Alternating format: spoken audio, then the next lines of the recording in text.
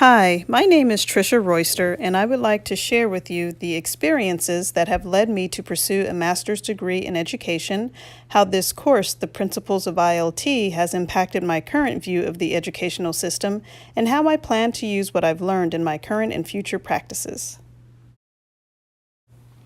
It all started during my childhood years. I was the typical little sister who wanted to be just like her big sister, and when my big sister decided that she wanted to be a doctor, I decided that I wanted to be a doctor too.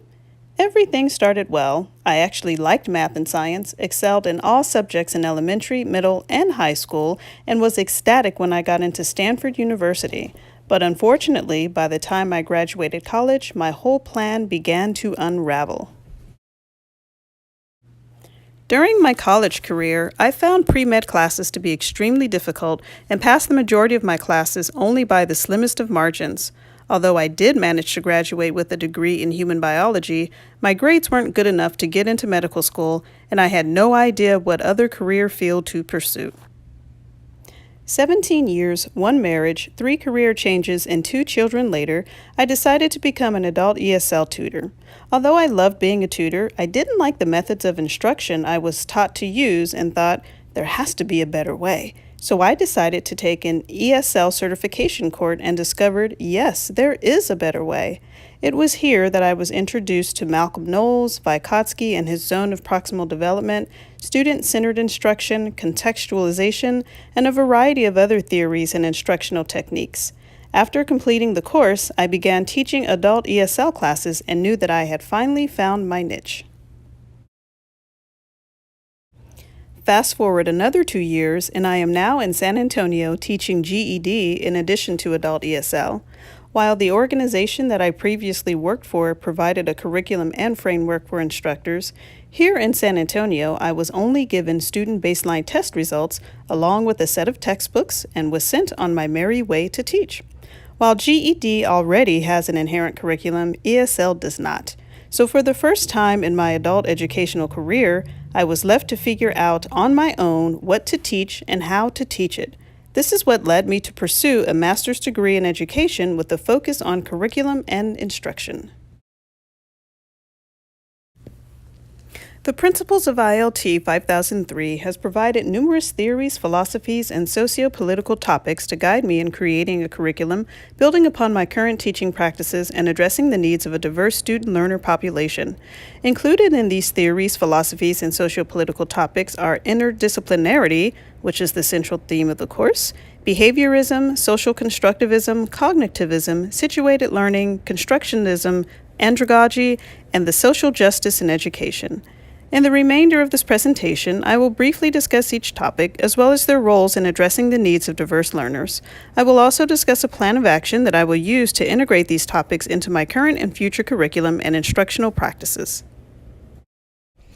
Interdisciplinarity is a term that I have never heard before enrolling in this program, but after taking this course, I am convinced that it is an invaluable element to my teaching, as well as to the field of education as a whole. According to Moran and Nisani, interdisciplinarity involves integrating concepts from 2 or more disciplines as opposed to focusing on a single discipline. For example, teaching the concept of main idea can be accomplished through analysis of a historical document, thereby combining English and history, and ratios and proportions, a math concept, can be taught using cooking recipes. So this begs the question, why is interdisciplinarity important? Well, our classrooms continue to be filled with students from diverse backgrounds, experiences, and interests that it is nearly impossible to address their needs with a one-size-fits-all model of teaching. It is only by including interdisciplinarity in our teaching that we can touch upon multiple student interests to make learning more engaging, personal experience. The next core of learning theories I will examine are behaviorism, social constructivism, and cognitivism.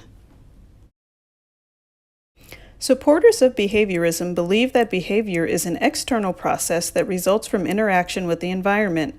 B.F. Skinner, a prominent supporter of this theory, believed that the driving force behind behavior is operant conditioning, a behavior that is learned due to the positive or negative effects of an external stimulus.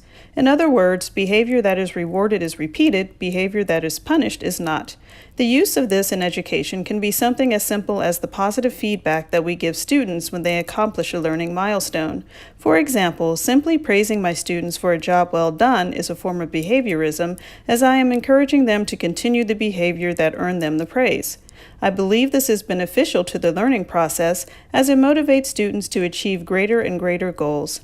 Similar to behaviorists, supporters of social constructivism also believe that learning is an external process. However, they postulate that learning is a social as well as individual process.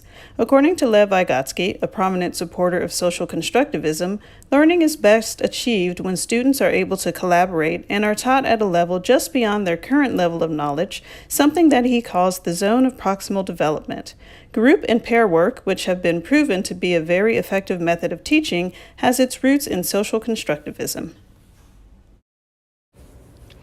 In contrast to behaviorism and social constructivism, cognitivism attributes learning to an internal process driven by maturation and occurs in stages. Jean Piaget, one of the most prominent supporters of cognitivism, postulates that it is necessary to first master basic concepts in a subject before more difficult ones can be learned, sort of the whole "you have to crawl before you can walk" idea. And this is where we get scaffolded teaching in education. Although I agree that scaffolded teaching is necessary in certain subjects like math and science, I do not necessarily think it applies to all subjects. Now let's take a look at another set of learning theories: situated learning, constructionism, and andragogy. According to Lev and Wenger, situated learning is a type of learning where students use kinesthetic, critical thinking, and social skills to solve real-world problems or situations while working in groups. In this type of environment, Lev and Wenger found that new learners advance from minimal engagement to full participation in the group. This process is called legitimate peripheral participation. Situated learning is important because it integrates contextualization, student-centered learning, and differentiation. It allows students of multiple learning abilities to work together to achieve a common goal. Constructionism, as described by Papert and Harrell, involves much more than just learning by doing. It is a learning process that results in a concrete, tangible creation. Supporters of constructionism argue that it is a more favorable method of learning because it is more engaging, learner-centered, more personalized to students, and allows for more innovation and creativity than other methods. It also encourages interdisciplinarity, social constructivism, and situated learning, which are all factors that are central to a better learning experience. Project-based learning is a form of constructionism that is used in educational settings and one that I look forward to incorporating into my teaching practices in the future. Malcolm Knowles and his theory of andragogy revolutionized the way adults are taught. Knowles postulates that because the needs, motivations, and life experiences of adults differ from those of children, the ways in which adults are taught should also differ. Andragogy is a practice that is learner-centered, focused on problem-solving, and uses the experiences of the adult learner. Teachers of andragogy also support student-centered learning, contextualization, and problem-based learning, which are derived from the theories of social cognitivism, situated learning, and constructionism, respectively. As the theory of andragogy directly relates to my current field of practice, I incorporate all aspects of it into my daily instruction. The final topic I would like to discuss is one that was the biggest eye-opener for me: social justice in education. I was already familiar with the achievement gap and always assumed lack of school funding to be the main issue. However, this course has brought to light many other issues related to social injustice in education that also contribute to the achievement gap. For example, the education debt of underrepresented minorities, as termed by Dr. Gloria Ladson-Billings, takes into consideration the historic, economic, and socio-political disparities between minorities and whites that have accumulated over hundreds of years as the main contributing factors to the differences in educational achievement. In her study of fifth-grade classrooms, Jean Anion found that the pedagogy used in schools in the lowest social class was significantly inferior to that in the highest social class. In his book, The Pedagogy of the Oppressed, Paulo Freire, an outspoken advocate for social justice in education, discusses ways in which current pedagogy methods fail to empower students, especially those from underserved communities. These scholars help me view the educational system with a much more critical eye.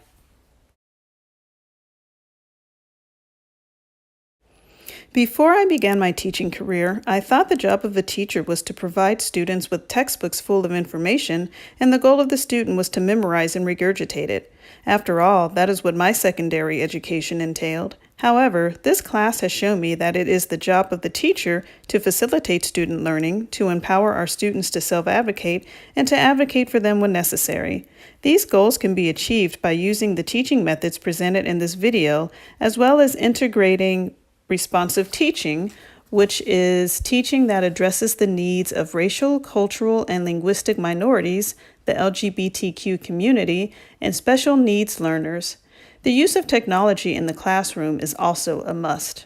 As I mentioned at the beginning of this presentation, I already integrate andragogy, student-centered learning, and contextualization into my current practices. My action plan going forward is to help my students become more independent learners, as the theory of andragogy promotes, by using their prior knowledge to help them connect to the material and hone their critical thinking skills, incorporate culturally responsive teaching practices by including cultural readings and allowing students to talk to each other in their native language, take a professional development course to learn how to integrate project-based learning into my practice, and to find more ways to integrate cell phone use and relevant apps into my instruction. The Principles of ILT has provided me with a wealth of knowledge that I can immediately implement in my instruction, as well as use in future practices. It has also provided a solid foundation for the curriculum and instruction area of focus in the Masters of Education program. I look forward to connecting the themes from this course to those in the remainder of my studies. Thank you for watching my presentation.